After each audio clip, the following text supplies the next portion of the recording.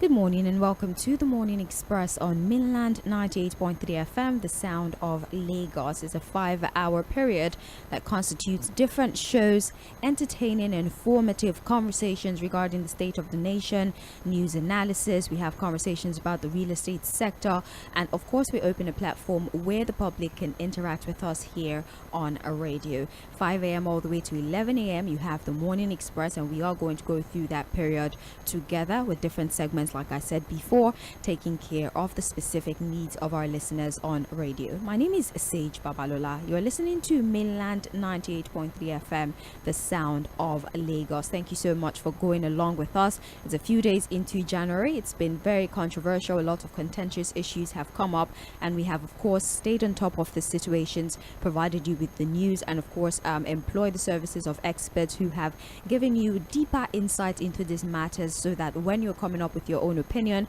you're doing so with accurate information. Sage Babalola is my name once again, and happening right now, a segment of the Morning Express is Trends in the Papers. Remember, I told you that information dissemination is one of our responsibilities here at Mainland FM, and that is what we do every morning from 7:40 a.m. all the way to 8:30 a.m., where we look through our different dailies, have conversations with you about stories that made it to the front page, and of course with the help of our in-house analysts, we provide you with in-depth analysis of these stories that are being put out by our different dailies or newspapers, if you like. Fuad Side is already on standby. Of course, you're familiar with the man himself, and together, just like always, we're going to look through the papers today on Trends in the Papers. Good morning to you, Fuad.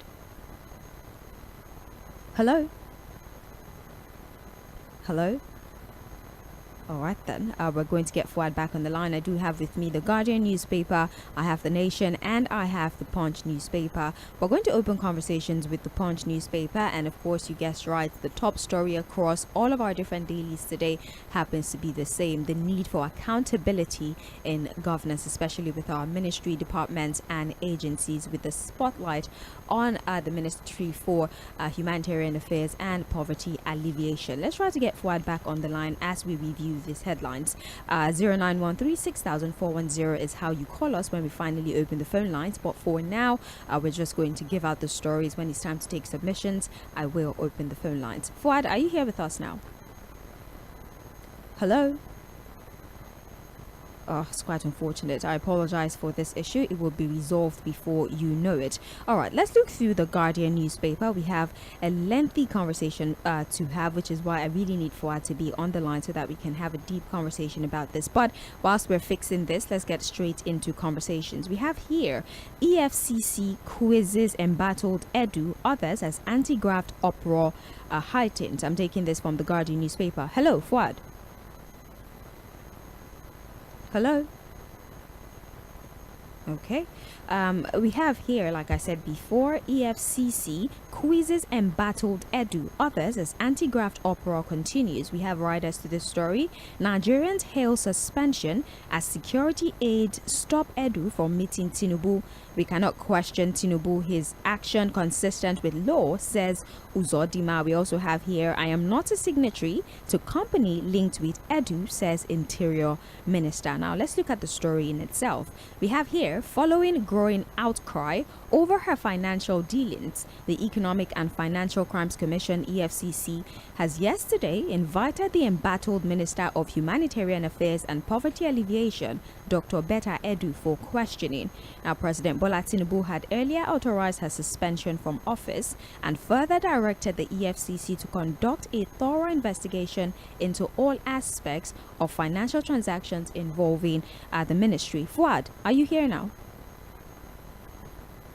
Okay, we still don't have Fuad on the line now. Sincerest apologies once again. Now, also, the president have tasked a panel headed by the coordinating minister of the economy and minister of finance, among other functions, to conduct a comprehensive diagnostic on the financial architecture and framework of the social investment programs, with a view to conclusively reform the relevant institutions and programs in a determined bid to eliminate all institutional fractures for the exclusive benefit of disadvantaged households and win back lost public confidence in the initiative. As you know, it's been trending across the papers, across different social media outlets, the scandal that is going on in the Ministry of Humanitarian Affairs and Poverty Alleviation. And it's not just the scandal with Beta Edu with the 500 and about 85 million naira that was transferred to a private account at the behest of Minister Dr. Beta Edu. There's also conversations about her predecessor, Umar Farouk, who is currently with the EFCC. All right. Hello. Hello. We still don't have him. All right. Anyways, as I was saying, there's conversations with her predecessor, Umar Farouk, who at this time is also with the EFCC, being questioned about some 37.1 billion naira financial scandal during her tenure. And a lot of conversations have come up regarding the need to do some sort of forensic audit of the operations of that particular ministry. And we have others who have even called for the scrapping of the ministry in total, considering the fact that in the past and even at this moment, we're still having financial misappropriations going on with monies that are supposed to be distributed to vulnerable Nigerians. A lot of explanations have come up in a bit to defend herself by Beta Edu. She made a couple tweets when this broke out on Monday, of course, but then it seems like all of the explanation is not exactly satisfactory to Nigerians who continue to complain on social media. Now, the president, of course, has via his spokesperson, Ajuri Ngalali, has said the minister has been suspended, as a matter of fact, and like I said, she's going to be facing the EFCC today to answer questions. Now, in addition to this, the Minister of Interior have actually been dragged into this particular issue. It's been told that a company or an organization that was founded by the Minister of Interior was paid a certain amount of money, and they're saying that it was consultation fees. Hello. Hello, Fuad. Okay. Anyways, as I was saying, in a recent development, a company that was said to be owned by the Minister of Interior, Olubunmi Tunjiojo, was reportedly paid a total amount of 438.1 million naira by the Ministry of Humanitarian Affairs and Poverty Alleviation under Edu for consultancy services. Now, the Minister, Olubunmi Tunjiojo of the Ministry of Interior, in an interview yesterday, has said that he has absolutely no idea what this issue is about. As a matter of fact, he says that he's not the director of the company anymore. He's not a signatory to that company. He resigned in 2019 when he was about to assume his position as the Minister of Interior. Yes, he's a shareholder, but he does not. Okay, I think we have Fuad now. Hello, Fuad. Yes, good morning, sir. Good morning, Fuad. Thank you for joining us. Yes. Yeah, so of course. So I was trying to update people about, the alleged complicity of the Minister of Interior, Olubunmi Tunjiojo, and the payments that were said to have been made to a company that he owns, although he has come out to say that he's not the director of the company. Yes, he founded it, but then he's not a signatory either. He is a shareholder, so he cannot speak to the payment that was made, and he had absolutely nothing to do with this financial scandal. What do you think, first of all, about the suspension of Beta Edu, the quizzing of her predecessor, Umar Farouk, and also the alleged complicity of the Minister of Interior? Well, I think it's a developing story. It's still a very, big story. I think it's unfolding gradually. Well, the president has done the right thing, suspend the minister while investigation is ongoing. I think there was something needless that happened yesterday, but I think again, the presidency did the right thing by denying the minister access to the president. These kinds of brazenness, you were suspended, you're under investigation. I think, the best thing to do is to go see the president directly. So I think it was a nice one that she was denied access to the president, and now she has been suspended. She has been invited by the EFCC. The report is that she will appear before the EFCC today. Sadia Farouk, we are told, also appeared yesterday, and she's still in custody of the EFCC. She's still being interrogated. So we wait to see what will come out of all of this. if you understand what I'm saying. See, it's early days for me. I actually don't get excited easily with things like this, because it's not the first time we've been excited about the probe or EFCC investigation about a particular issue, and then we didn't get any closure to it. So we just leave it as it is. But for me, for the Minister of Interior, I like people to pay attention to what we've been saying about the way public funds are managed in this country. There are about 3 issues to consider in that particular revelation. You know, we're talking about the social register, Sage. I'm sure are you with me, Sage? Yes, I'm with you, Fuad. Yes. You know, we've been talking about the social register, blah, blah, blah, and all of that. Yeah. The fact that last year the governors had questioned the integrity of the social register and all of that. So from the report, the check, 3 billion naira was the demand to put up a proper social register, and that was domiciled in this particular ministry. That's the Ministry of Humanitarian and Poverty Alleviation. Yeah.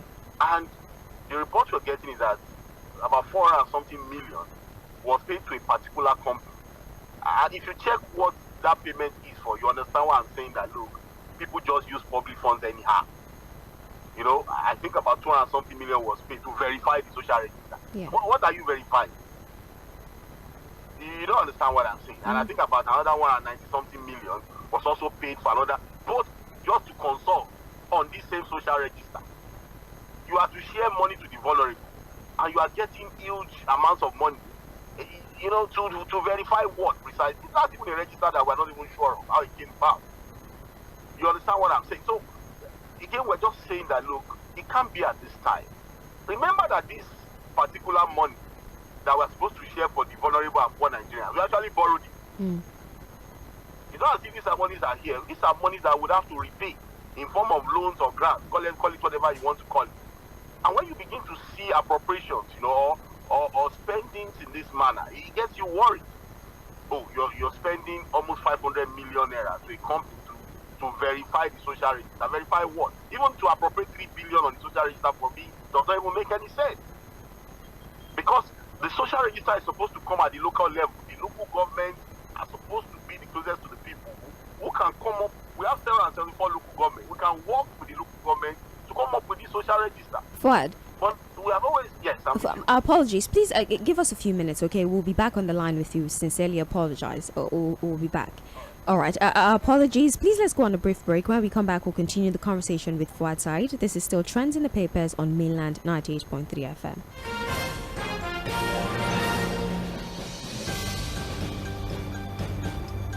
All right. Welcome back. Thank you for standing by. Hello, Fuad. Hello. All right. Apologies. We'll be back.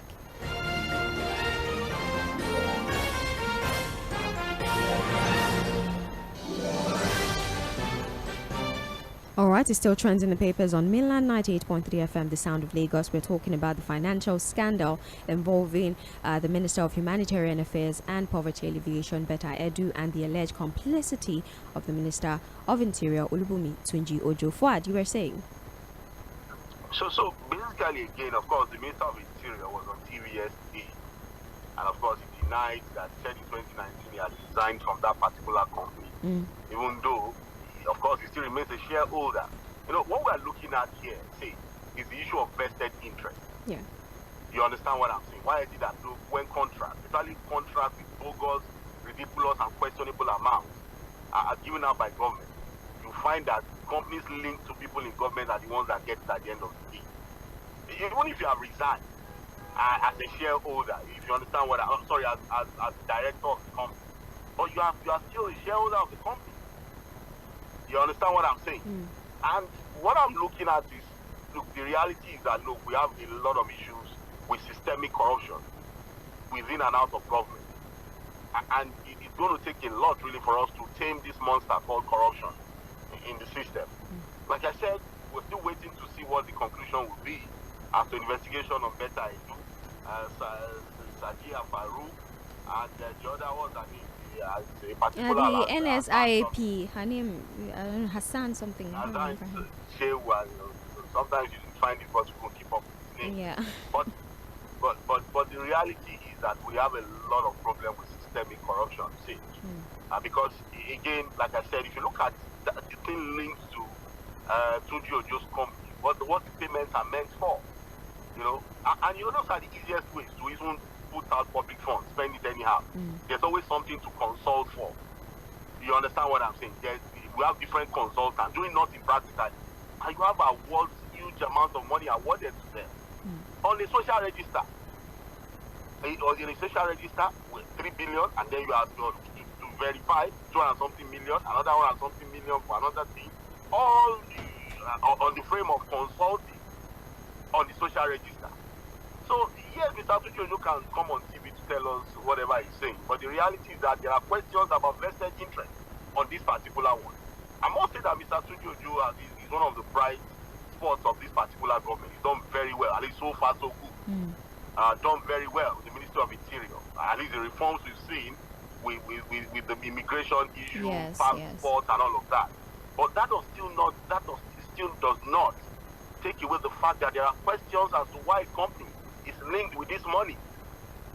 And that I resigned 2019, blah blah blah. Yeah, but the reality is that you are still linked one way or the other, and that still calls to question the issue of vested interest that we are talking about. And like I said, we must also now begin to look at how public funds are spent. All of this consultancy, all of this nonsense that we keep seeing as procurement, as appropriation on public funds, especially at this time that we are borrowing. Every time the government comes out to say, the government is broke, there's no money, and then you see money spent in this way, and you begin to ask yourself, are we really serious? And then for the minister, the woman, again, it's also unfortunate to say, there have been a lot of advocacy as to how young people in government. There's always this advocacy that, look, we have too many old people in government, give the youth a chance. She's 37 years old, say. She's the youngest in the cabinet, actually, or in the cabinet, actually. In the cabinet, but look at what has happened. Just look at what has happened. Does that not question the capacity of... But again, all of these appointments, all of these ministerial appointments came as a result of political patronage, say. I'm not sure that a lot of the ministerial appointees, a lot of these ministers, are the best that we could have gotten as ministers, if you understand what I'm saying. Right. But because there are political considerations, they work for the party, they probably were the most vocal, the most visible, and so it was time to compensate some of them. They are chosen as ministers. And so we'll continue to have this problem because I'm not sure these are the best plans we can put forward as minister for the country. Right. Finally, Fuad, before we move away from this matter, many people have said, why not just scrap that? I mean, we've done social interventions in the past since time immemorial, and we do not necessarily need a ministry of some kind to execute these projects. If her predecessor is having problems at this time, and then she herself is being, quizzed by the EFCC, maybe we should just forego that ministry and think of alternative means for, all these social intervention initiatives. What do you think about that particular thought process? No, I think we should be careful, to throw away the baby with the bathwater. We should be very, very careful. I'm not completely for scrapping that ministry. I just think the operational model is what we should check. Review the operational model of that ministry. The idea of handing out cash is the problem for me. If you say you have a ministry for humanitarian affairs and poverty. Hello?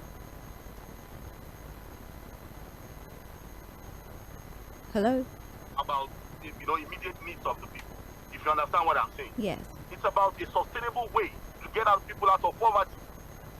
So are you telling me just giving people 20,000, 10,000, 5,000 is sustainable? Tackling poverty must come from a model that is sustainable, that gets people going on with their life without necessarily waiting for handouts from government. So all of this sharing of rights, sharing of beans, 20,000 to people in look at what happened to Kogi now. One of the issues Better Eagles facing. She was going to go to Kogi to share 20,000 naira to people, to 3,000 vulnerable Nigerians. What? And then yes. Okay, I think that's what you're about to talk about, the airport situation, right? And in one of the memos, we saw money being earmarked for airport taxi. And people are asking, is there an airport in Kogi State? You don't know, maybe. Perhaps. Maybe they don't build one, we don't know. Perhaps. And in the same memo, like I was telling Sandra yesterday, you have 1 million for media and publicity. Another 1 million for another nonsense. You ask yourself, what is the media and publicity for? You are going to share money to vulnerable Nigerians. And then 1 million. Apart from about 4 and something million that they want, it's just completely. At the end of the day, the money was supposed to be 60 million to 3,000 vulnerable people in Kogi State. About 10 million budgeted for logistics. How does that make any sense? And that's just one intervention. Just imagine other interventions and the kind of appropriations that would have been done. Right. So I think that we can still keep the ministry because, it's important to hand out and throwing monies at poverty or sharing rice and beans. I think there are more sustainable ways of getting people out of poverty, and that's what we should look at. Thank you very much, Fuad. This story is in the Guardian newspaper, page 6. It's pretty much on the front page of every single newspaper, but you can check Guardian page 6 for more information about the quizzing or the probing of Betta Edu, especially with the financial misappropriation allegations that have been leveled against her. Moving on to other stories, we still are talking about the palliative made available to the public by the president, or the palliative not receive any palliative to members for distribution to their constituents is not missing. Deputy spokesperson for the delay, own contractors, and big lawmaker representative, but we do have Abbas, has said that the government gave foodstuff and cash as palliative to senators to their constituents, but they did not get it. As a matter of fact, everything that was distributed was from their personal pocket. But again, that speaks to the structure for this palliative distribution, whether it be the rice, whether it be the cash, the fact why these palliatives have not got problems like this. When they are now supposed to get, there's always a problem somewhere. You see that what they are supposed to get to cut inflation, and so it is delayed, or there's a logistical problem somewhere that's making them not to get it. So now, the rice, the president was supposed to release rice to lawmakers to share to their country. We have become a country of share, just share to people. I don't know where this idea is coming from. I will say it and continue to repeat it. And I want anybody to challenge me on it. That look, anybody that has gotten to the point of poverty, to the extent that the only way to feed your family is to wait for rice or beans from the government, I am 100% sure that you will not have enough money to cook that rice or beans. You don't understand what I'm really about. It's not come out now. When would the rice be available? They said that Ministry of Agriculture, they have their own contractors, and there's also when the idea came up, they didn't think it through on how to distribute and ensure people get this during the festive period. You don't understand what I'm saying? yeah. When the idea came, that's why people are saying that a lot of these so-called intervention from government are all afterthoughts. Those issues come up, they run into trouble because it's not well thought out. They are just interventions, all this knee-jerk approach, emergency approach to try to solve the problem of the people. And so when they come up with these things, they are not even able to implement properly. The August broadcast of the president last year, all of the interventions he listed, how many of them have now been actualized? We were talking about how actionable most of those plans were. If you remember, that was the question. That all of these things listed by the president at that time, how actionable were they? Said none of those things have been done. None, not even one. So I'm not surprised that, the poor masses are the ones that, it's just, that's why when I keep saying, take care of yourself. Just find a way to take care of yourself, survive the period, let neighbors take care of neighbors, let families take care of family members, let friends, give to the needy. Let's just help ourselves. I'm sorry, from what we are seeing and what we are getting so far from the government, there's no commitment, to helping the poor. I'm sorry, that's just my opinion. And the facts are there. Okay. Fuad, help me. I need 2.5. Sorry? I say you should help me. I need 2.5. Since you said neighbors should help neighbors, give me 2.5. We should help ourselves, honestly. You give me 2.5 first. I know, right? It's a terrible situation, honestly, and there's really nothing you can say to appease the people. It's terrible that something as simple is the fault of the Ministry of Agriculture. They're having difficulties with logistics because of the distance within the states, amongst other things. But then, if you like more details of the story, please you can check page 4 of the Guardian newspaper. If you're just joining us, this is Trends in the Papers on Mainland 98.3 FM, the sound of Lagos. My name is Sage Babalola. I do have Fuad Said on the line. We're having a conversation about the report on the front page of the Guardian newspaper.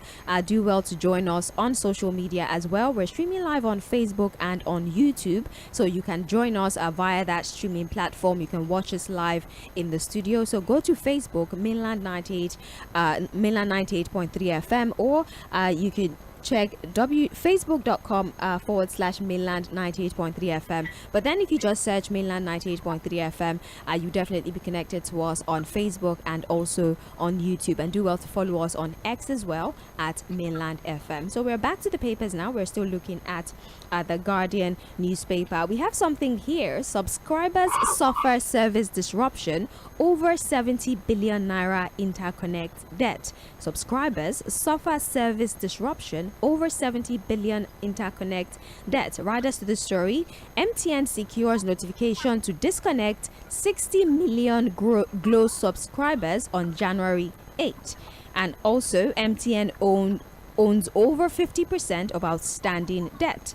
Alton expresses worry over conflict, seeks faster resolutions. NatCom's commend sanction once it applied to USSD debts. Now, besides the Hydra-headed challenges of multiple taxation, right-of-way, levies, vandalism, theft, among others, which is currently threatening Nigeria's $76 billion telecom sector. Another challenge set to tear the industry apart is the rising interconnect debt. Now, the interconnect debt is just a liability that is incurred by an operator for terminating calls on another network. To further simplify this, Fuad, this particular issue is mostly between the service provider MTN and Globalcom, and we're being told that from the 10th of January, if Globalcom does not pay the debt that it owes to MTN, we might see that Glo subscribers would be unable to call MTN, although they can receive calls, but they will not be able to call MTN. And they're saying that this debt, the total debt when it comes to interconnect debt, is almost as high as 70 million naira. Fuad, this kind of debt, for example, there's the USSD debt. If you remember, I think it was between discos and banks or something like that. USSD debt that threw Nigerians into problem. Issues like this, do you think that they have any significant implication in the general sense? Hello? Okay, sincerest apologies. Let's try to get Fuad back on the line. This is still mainland 98.3 FM, the sound of Lagos. It's trends in the papers, and we're talking about reports that are being reported on the front pages of our dailies. We're still looking at the Guardian newspaper. At this time, we're looking at the controversy that is surrounding MTN and Globalcom, such that the debts that Globalcom owes to MTN might see Glo users unable to call MTN users unless that debt is paid before the 10th of January, which is tomorrow. Hello. Okay, yes, I was asking you that this whole situation, this whole debt between, the service providers, is there going to be any significant national implication of this kind of disconnection? Of course, it's going to be a big disruption. Because what will now happen is that, because again, yesterday we're hearing that Glo subscribers can't even call MTN. That's the interconnection problem that we're going to have. Because again, MTN has the largest network, so most of the debts that are owed belong to them. Yeah, so and what they are saying, they are threatening that they're going to disconnect other networks from being able to call them. They don't, and I think majority of the debt is coming from Globalcom. Yeah. So I think somebody has to be an intervention, because that will cause a big disruption. You understand? From people who use other networks, if you are not interconnect from the other. But there's a problem. You are trying to highlight the problem of remittance. There was also this problem of USSD as well. Yes. Yes, because again, you assume that these banks charge at source, and they are supposed to also remit to telecom operators. But what they are saying is that look, the telecom operators are not getting their money, even when these things are deducted at source by the banks. So I don't know. These are some of the challenges we see again. There's always the problem with remittances. We had our problem recently with airlines, foreign airlines. Almost 800. Yeah, it's almost 800. Yeah, they threatened to leave Emirates Airline, for example. Yeah. So I just think that we need to look at these things and try to fix them. If this happens, we're going to have a serious disruption with phone usage in the country, because what it now means is that there are networks that will not be able to call another network, and that's going to cause a lot of trouble for people who use different networks. MTN has the largest network, but I don't think they cover the entire country. No. There are still places where I'm sure these other networks to also help to bridge the gap. So I think there has to be an intervention and see how we can, get these telecom operators to resolve their issue. All right then. There's nothing wrong with your line. If you see that you're unable to call, if you use MTN and you cannot call Glue, there's nothing wrong with your line. Glue just refused to pay its debt.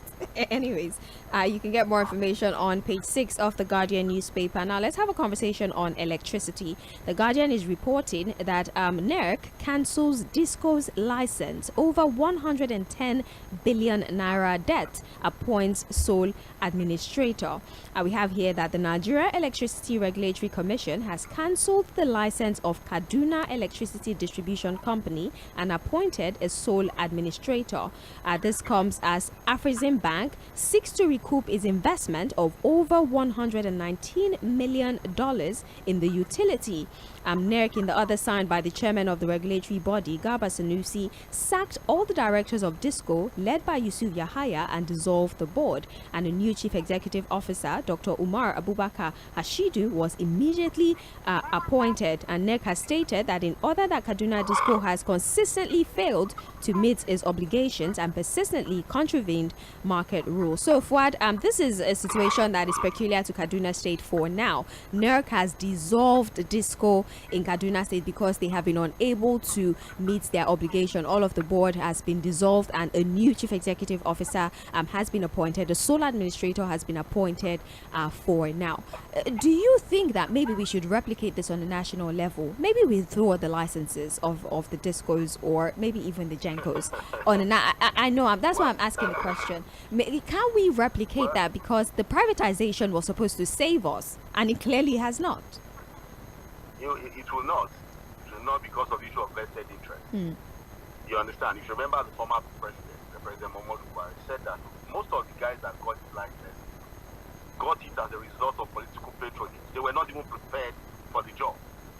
They didn't have the capacity, the technical know-how, the investment understanding. What you understand? Yeah. And that's why we call them the disco dancers. And the problem is that it is not that they are even failing in their responsibility to customers. They are even failing their responsibility to their creditors, to people that borrow them money. They can't pay their debt, they can't even service the customers properly. You see the problem. Afrexim Bank is saying it wants its investment back, and it's $119 million. They want it back. They have to. They have to. That's why I'm saying that it's failure on both ends.